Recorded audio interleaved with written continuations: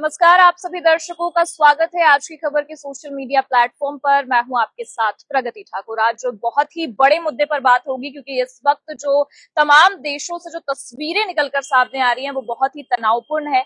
अगर हम बात करें भारत के पड़ोसी देशों की, तो वहां से जो तस्वीरें निकलकर सामने आई, जिस तरीके से तख्ता पलट हुआ और जिस तरीके से नेपाल से तस्वीरें निकलकर सामने आ रही है वो काफी भयावह है। लेकिन अब आपको बता दें कि नेपाल में तख्ता पलट के बीच अब यूरोप के फ्रांस से भी काफी भयानक तस्वीरें देखने को मिल रही है, क्योंकि आपको बता दें कि ये जो नेपाल में तख्ता पलट हुआ है उसी बीच अब फ्रांस में भी भयंकर बवाल हो रहा है। आप सभी जानते हैं कि नेपाल में किस तरीके से जो वहां के जेनजीज है, जो युवा वर्ग है, उन्होंने भयंकर हंगामा किया। किस तरीके से 26 सोशल मीडिया प्लेटफॉर्म बंद होने के बाद नेपाल सरकार गिर गई, नेपाल में तख्ता पलट हो गया। 17 सालों में ये 14वां तख्ता पलट था।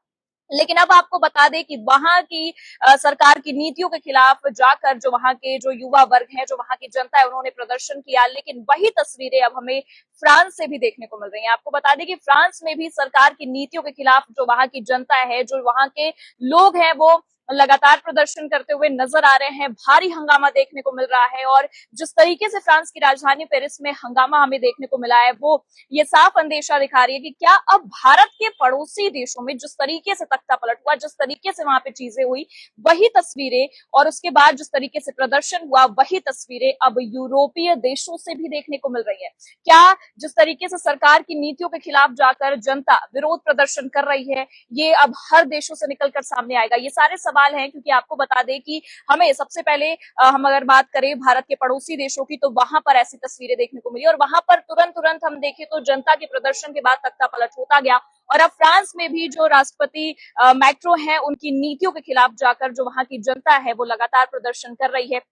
आज सुबह से ही वहां पर भयंकर तबाही का मंजर देखने को मिल रहा है। हर जगह आगजनी हुई है। आपको बता दें कि पूरा शहर जो है वो धुआं हो चुका है पेरिस, और वहां पर काफी ज्यादा जो वहां की जनता है, वो जो प्रदर्शनकारी है, वो हंगामा करते हुए नजर आ रहे हैं। फिलहाल आपको ये भी बता दें कि इस वजह से जो भयंकर तबाही मची हुई है, जो भयंकर बवाल हो रहा है, उस वजह से 80,000, जी हाँ, 80,000 पुलिसकर्मी वहां पर तैनात कर दिए जा चुके हैं, जो लगातार प्रदर्शनकारियों को रोकने की कोशिश कर रहे हैं, क्योंकि जो प्रदर्शनकारी है वो शांत होने का नाम नहीं ले रहे हैं। फिलहाल आपको बता दें कि ये जो प्रदर्शन है ये इस वजह से हुआ है क्योंकि लगातार फ्रांस में जो प्रधानमंत्री का जो पद है, लगातार प्रधानमंत्री का पद बदलता नजर आ रहा है। हर वक्त प्रधानमंत्री की जो नीतियां हैं उसके खिलाफ जनता आवाज उठा रही है, जिस वजह से प्रधानमंत्री चेंज होते जा रहे हैं। राष्ट्रपति जो मैक्रो हैं, उन्होंने भी अभी हाल ही में तुरंत प्रधानमंत्री का बदलाव किया, जिसके बाद से जनता काफी नाराज नजर आ रही है। और सबसे बड़ी बात है कि जो पूर्व प्रधानमंत्री थे, उन्होंने खुद ही इस्तीफा दिया। उन्हें ये समझ में आ गया कि उनकी नीतियों के खिलाफ जनता है और जनता ने उनकी नीतियों के खिलाफ पहले भी विरोध जताया था, जिसे देखते हुए उन्होंने खुद ही इस्तीफा दे दिया। लेकिन उसके बाद अब उनके इस्तीफे के बाद भी फ्रांस से जो तस्वीरें निकलकर सामने आ रही हैं, जिस तरीके से वहां पर मामले हैं, वो काफी ज्यादा भयानक देखने को मिल रहे हैं। फिलहाल आपको ये भी बता दें कि जिस तरीके से प्रदर्शनकारियों ने प्रदर्शन किया है, बैरिकेडिंग्स लगा दी है, जो कचरे के डिब्बे हैं उसे आगे किया जा रहा है, पुलिस से भी हाथापाई होती हुई नजर आई है।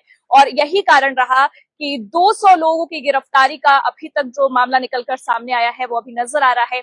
80,000 से भी ज्यादा पुलिसकर्मी तैनात है फ्रांस में और वो लगातार प्रदर्शन को रोकने की कोशिश कर रहे हैं, क्योंकि सरकार की नीतियों के खिलाफ जनता सड़कों पर है। आपको बता दें कि फ्रांस की राजधानी जो है, वहां पर लगातार हंगामा देखने को मिल रहा है। पूरा शहर धुआं हो चुका है।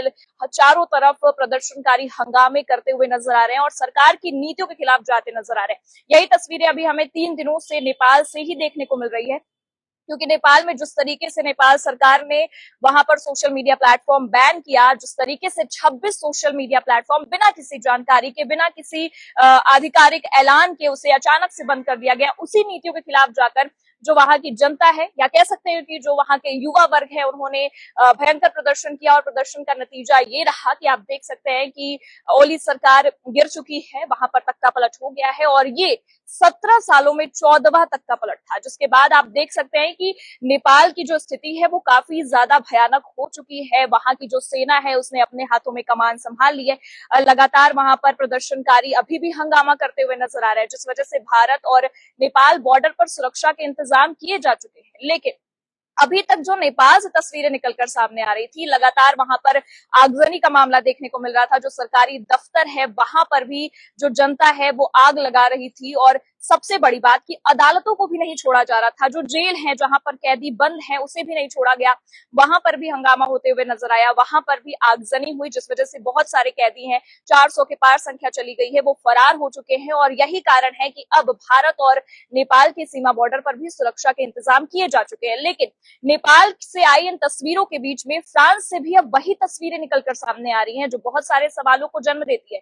क्योंकि आपको बता दें कि जो भारत के पड़ोसी देश है, वहां से इस तरीके का मामला सामने आया, तख्ता पलट हुआ, और ये काफी ज्यादा निराशाजनक था, क्योंकि सरकार गिर गई। और सरकार के गिरने के पीछे की वजह यही रही कि जो वहां की जनता है, यहाँ बांग्लादेश की बात करें, श्रीलंका की बात करें, म्यांमार की बात करें, पाकिस्तान की बात करें, या फिर अब नेपाल की बात करें, हर जगह सरकार की नीतियों के खिलाफ जनता गई और जनता को वो चीजें पसंद नहीं आई, जिस वजह से वहां की सरकार कुछ ही समय बाद गिर गई, तख्ता पलट हो गया। लेकिन जिस तरीके से अब ये जो आग है ये यूरोप में फैलती नजर आ रही है, वो काफी सारे सवालों को जन्म दे रही है। क्योंकि फ्रांस में जिस वजह से हंगामा हो रहा है, जिस वजह से वहां की जनता प्रदर्शन करते आज सुबह से नजर आ रही है, वो काफी ज्यादा भयानक है। ऐसा माना जा रहा है कि क्या अब नेपाल की राह पर फ्रांस भी चल उठा है। क्योंकि आपको बता दें कि फ्रांस में अभी हंगामा इसलिए देखने को मिल रहा है क्योंकि जिस तरीके से वहां पर प्रधानमंत्री का बार बार जो पद है उसे बदला जा रहा है, प्रधानमंत्री की नीतियों को अगर जनता नहीं पसंद कर रही है तो प्रधानमंत्री इस्तीफा दे रहे हैं, उसके तुरंत बाद प्रधानमंत्री का पद दूसरे को दे दिया जा रहा है। इस वजह से भी वहां की जनता काफी नाराज नजर आ रही है। और जनता का ये कहना है कि वहां के जो राष्ट्रपति मैक्रो हैं, उनकी नीतियों के खिलाफ ये प्रदर्शन लगातार जारी है।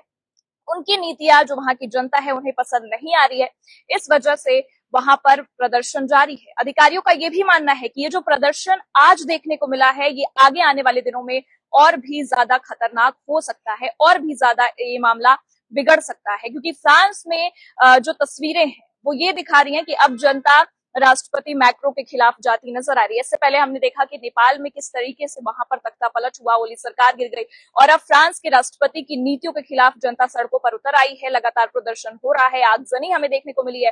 फिलहाल इन सब मामलों को देखने के बाद भारत पर भी सवाल उठ रहे हैं कि क्या जिस तरीके से भारत में इस वक्त तमाम राजनीतिक मुद्दे उठाए जा रहे हैं, तमाम जो वोट चोरी या फिर कह सकते हैं बहुत सारे मुद्दे जो विपक्ष उठा रहा है, इससे कहीं ना कहीं भारत सरकार को सचेत रहने की जरूरत है।